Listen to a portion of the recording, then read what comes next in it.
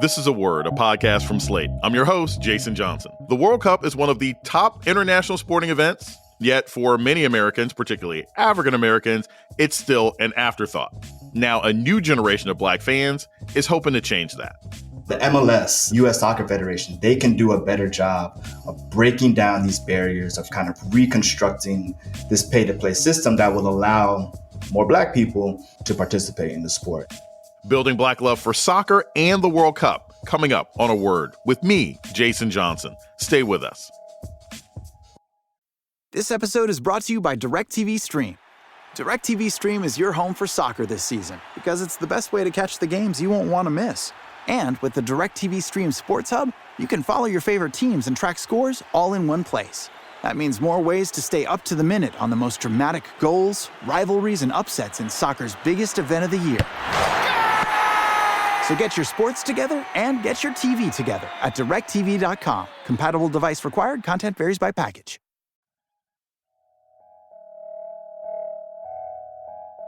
Welcome to A Word, a podcast about race and politics and everything else. I'm your host, Jason Johnson. Soccer is the sport of the future and always will be. That phrase has kicked around American sports coverage of soccer for decades, as commenters explain why the world's most popular sport can't seem to get a foothold in the United States. While the growing Latino population in this country is moving the needle on soccer, for many in the African-American community, the sport still doesn't register. But now, as the World Cup approaches, a new generation of Black soccer lovers are trying to get more of us to tune in. Joining us to talk about it is a lifelong soccer fan, Jermaine Scott. He's a professor of African-American studies and sports history at Florida Atlantic University. Jermaine Scott, welcome to A Word. Thank you so much, Jason. I'm really happy to be here. I'm going to start with a simple question. Do you say soccer or football? And do people throw things at you when you insist it should be called football?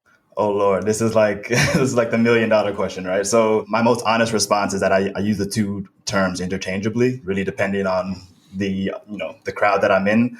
But most times I use soccer. If I'm talking with a crowd that's, kind of deep soccer fanatics, then I'll use football. But usually in my day-to-day, I use soccer.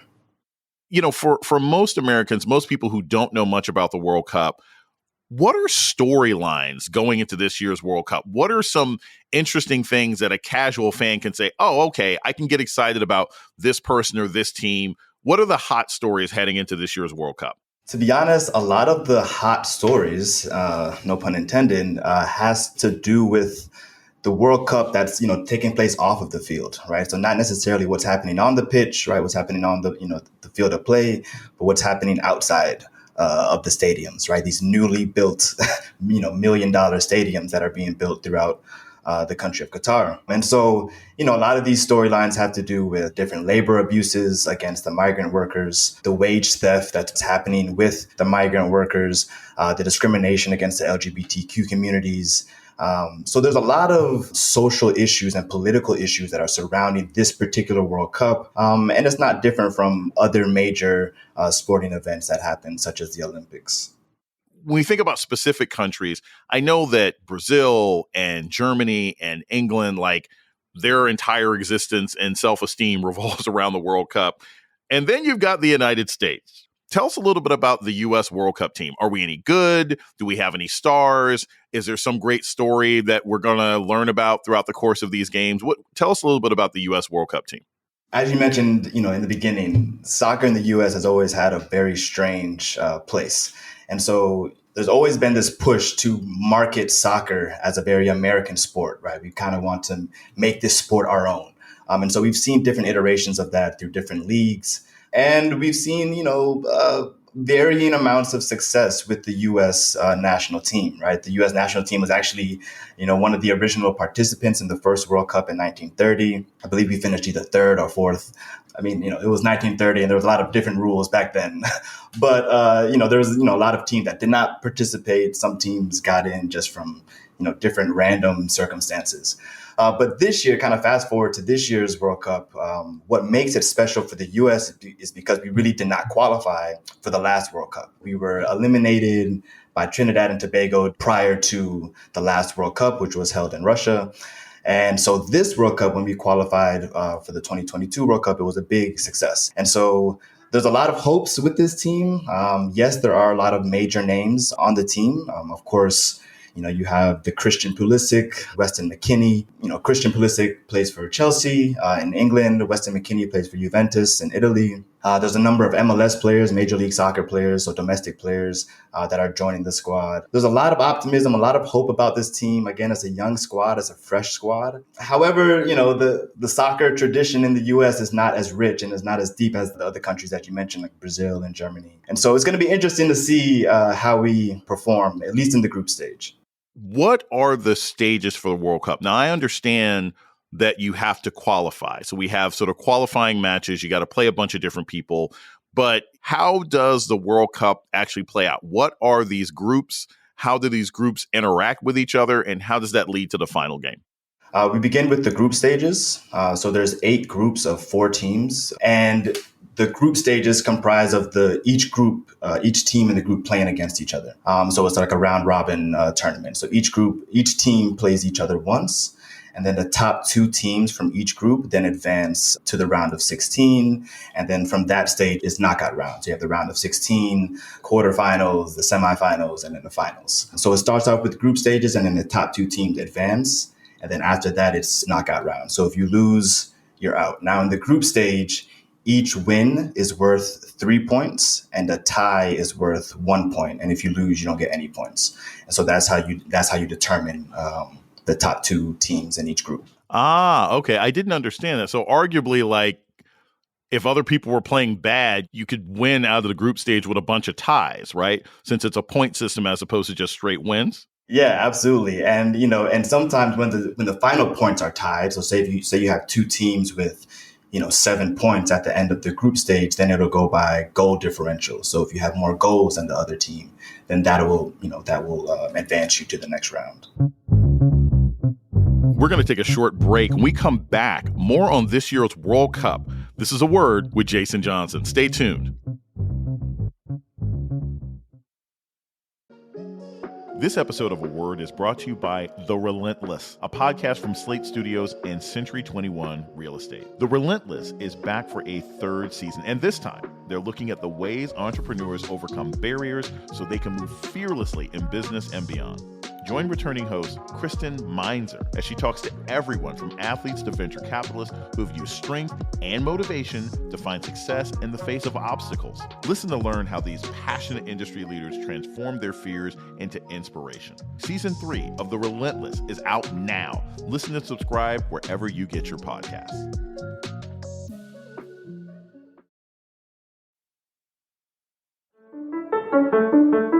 This is Jason Johnson, host of A Word, Slate's podcast about race and politics and everything else. I want to take a moment to welcome our new listeners. If you've discovered A Word and like what you hear, please subscribe, rate, and review wherever you listen to podcasts. And let us know what you think by writing us at aword@slate.com. Thank you. You're listening to A Word with Jason Johnson. Today we're talking about the World Cup with Professor Jermaine Scott. How were you introduced to sort of international soccer? Did you just grow up watching it at home? Did you play at one point and this was your aspiration? What brought you into caring about international soccer? So soccer was the number one sport in my household growing up, right? So I'm of Jamaican descent, so soccer was just always there in the house. So yeah, I grew up playing it. My older brother, played it. He kind of led the way, was the captain of the team, and so we always kind of had like a model to follow. And yeah, I mean, my first World Cup that I really remember is the 1998 World Cup held in France. It was just the first World Cup that I could vividly remember. I remember watching, Ronaldo on the Brazil team just kind of light it up. Later on down the years, I started to realize, wow, soccer wasn't just entertainment for me, right? But it was one of the first spaces that I started to ask questions about race, right, and nation. And so I would look at a Colombian team and see a team full of Black Colombians, right? And, it would blow my mind as a 12-year-old, as a 13-year-old, watching a Colombian team full of Black Colombians, right? My racial consciousness was so far away from what race looked like in Colombia. And so soccer, I found, was one of the first spaces that I started to ask questions about race, right? I remember watching my older brother at a soccer practice one day, and it was one of the first moments where, a white person asked me what I was doing there, why was I running, or something. It was a crazy incident, but it happened at a soccer field. Soccer was always a very fun sport to play. It was a very entertaining sport, but it was also a very educational space that allowed me to ask questions that I probably wouldn't have asked otherwise.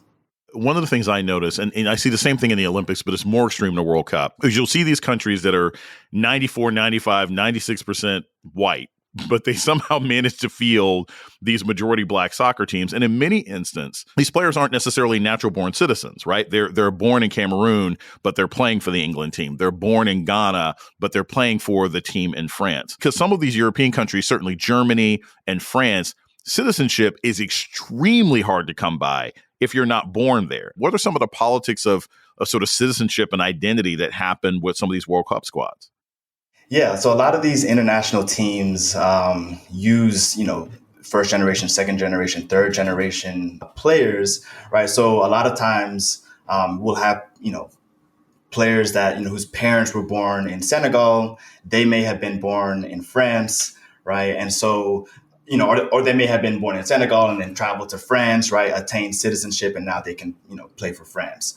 Or vice versa, right? We have, a Senegalese player, Sadio Mane, right? Where I think he's really kind of, challenging this trend for a lot of players to kind of return back to their African nation, right? A lot of African players, or a lot of players of African descent often play with the European nation, right? And that relationship is, we had to talk about it. That relationship is a relationship, shaped by a history of colonialism, right? And so, Senegal and France, right? Ghana and England, Nigeria and England, all of these colonial roots and colonial relationships are now kind of oozing back out in the contemporary moment. And we see this on the soccer pitch, right?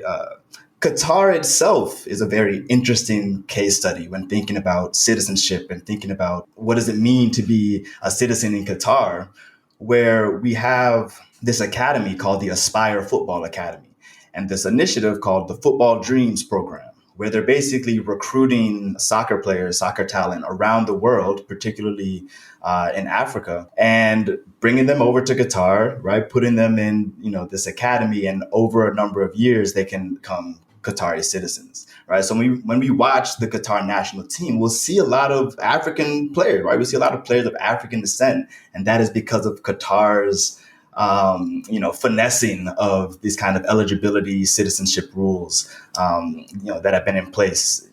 In fact, FIFA itself, back in, I think, 2004, they clamped down on the eligibility rules, particularly because Qatar was trying to get a number of Brazilian players to basically, play for the Qatar team, right? Become Qatari citizens. And so FIFA cracked down on that because of Qatar, but Qatar has found a way to continue to do this. And so it's a very fascinating thing to look at. When we look at France in the last World Cup, they were often labeled as the last African team, right, to be in the World Cup because the majority of their team was, players of African descent. So it's something fascinating that we see, throughout the world. I researched the most popular sports amongst African Americans, and international soccer is near the bottom. It is right below Major League Baseball, which has been like bleeding black fans for 20 years, and right above NASCAR, right?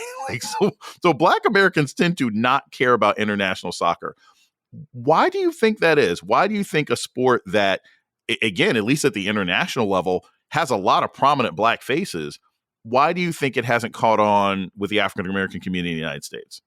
There's two answers to that. The first answer is a historical answer. The second answer is an economic answer. And so the history of soccer in the U.S., again, has always been this effort to Americanize the game. And we really see this take off in the 1950s and 1960s, particularly on the youth levels, where the game is marketed as, one, an American sport, as a suburban sport, right? As a sport for the suburban family, and as a safe sport, right? And so the way the sport was marketed, again, during the 1960s, at the same time where we have an increase of black players in basketball and in football, we see sport kind of marketed not only as a safe sport for the suburban family, but as a white sport, right? As a white American sport. That tag has, lasted, right? Up until this day, we still talk about, suburban soccer moms. So that's kind of the history of how soccer has become, in the US, more or less a white sport, right? It was literally marketed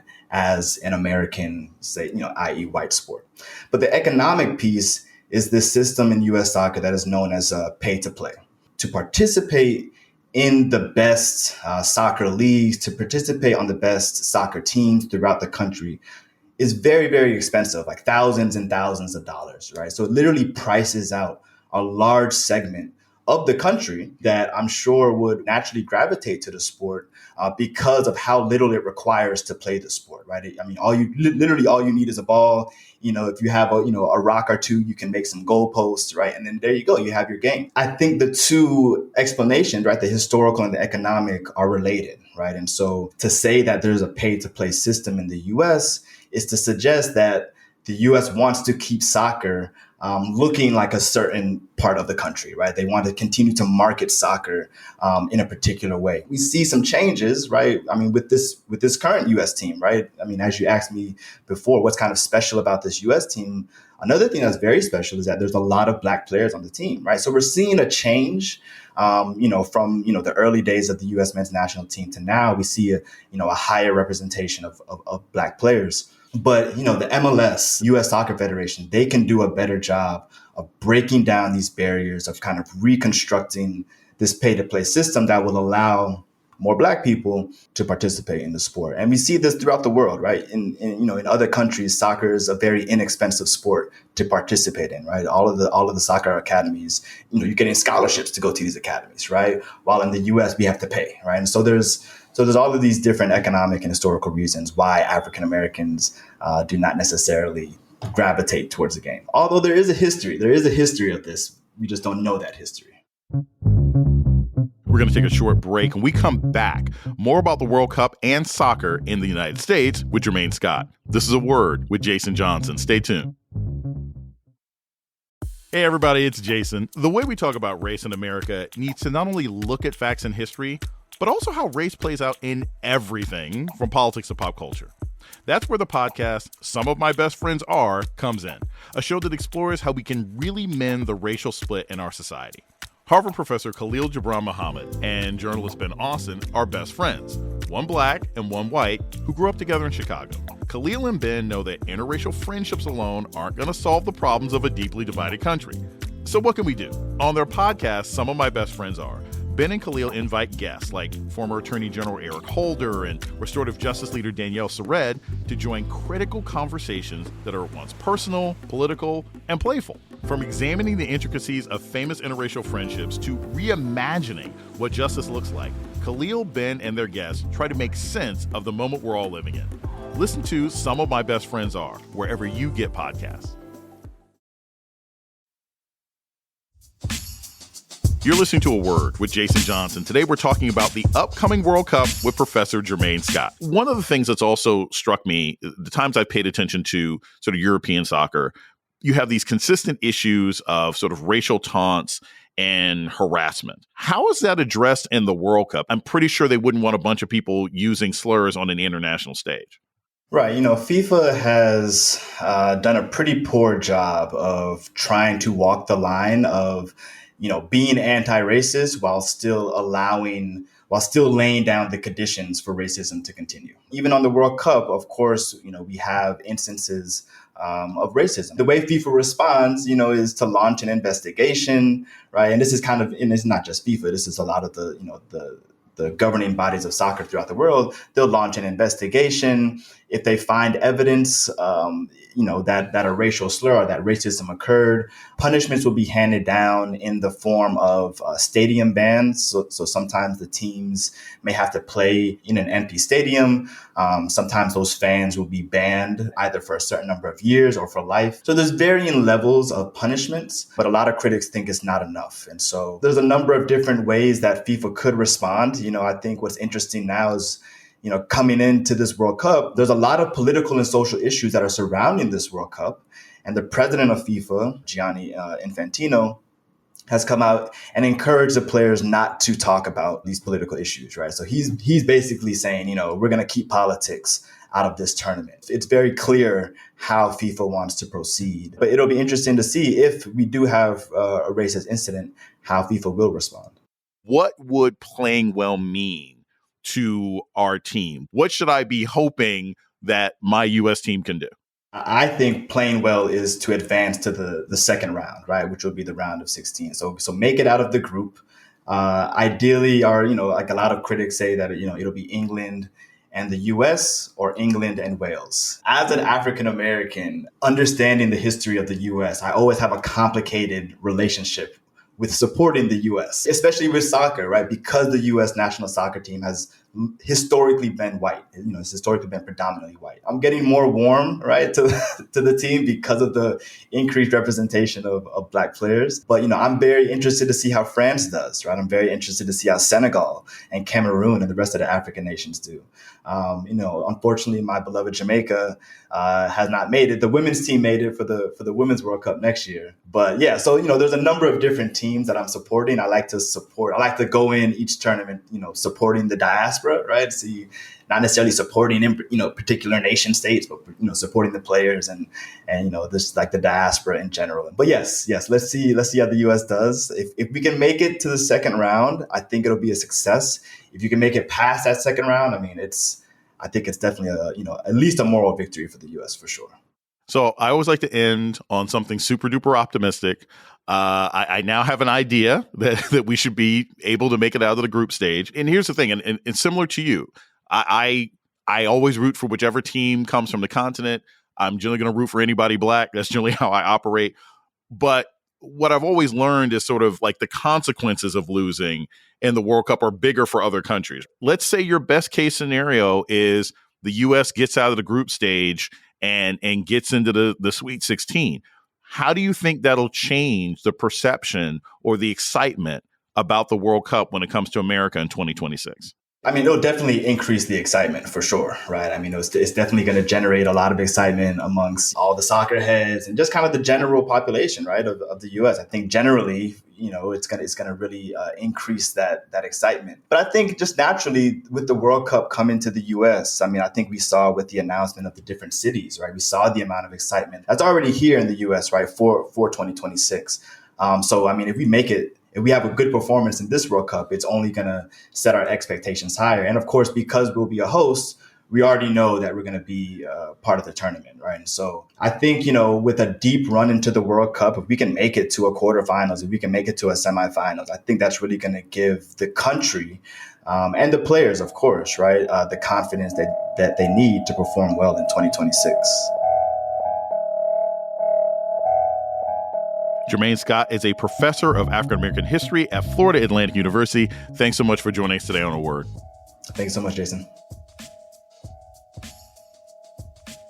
And that's A Word for this week. The show's email is aword@slate.com. This episode was produced by Kristie Taiwo-Makanjuola. Ben Richmond is Slate's Senior Director of Operations for Podcasts. Alicia Montgomery is the Vice President of Audio. Our theme music was produced by Don Will. I'm Jason Johnson. Tune in next week for A Word.